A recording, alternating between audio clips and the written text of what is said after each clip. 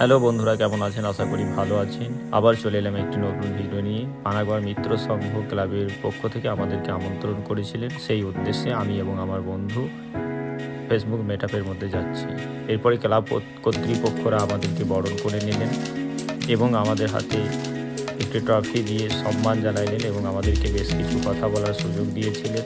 আমি আমার সংস্থার বিষয় নিয়ে বেশ কিছু মূল্যবান কথা রাখলাম মা ও শিশুদের জন্য। এরপরে পলাশদার সাথে আমাদের পরিচয় হলো। পলাশদার কথা শুনবো। দাদারা খুব একটা ভালো কাজ করছে।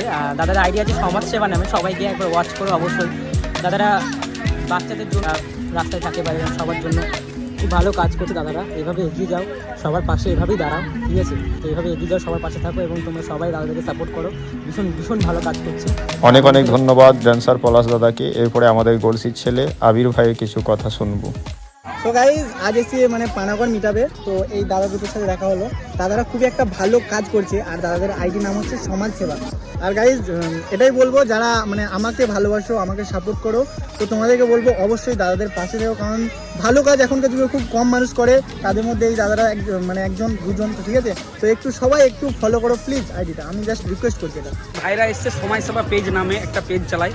তো ভাইরা সমাজের প্রতিটা কাজে থাকেন, ভাইদের পাশে আপনারা থাকুন, আমরাও আছি। ভাইরা যাতে সাপোর্ট পায় আমাদের সবার থেকে, এই ফেসবুক ফ্যামিলির থেকে। আমরা চলুন সবাদের ভাইদের কাঁধে কাঁধ দিয়ে, হাতে হাত দিয়ে আমরা ভাইদেরকে এগিয়ে নিয়ে যাই, পেজটাকে এগিয়ে নিয়ে যাই। ভাইরা আরও সমাজের সব মানুষকে সাহায্য করতে পারে, সেই হিসাবে আমরা এনাদের পাশে থাকি। ধন্যবাদ। অনেক অনেক ধন্যবাদ। ভালো থাকুন, সুস্থ থাকুন, আমাদের পাশে থাকুন।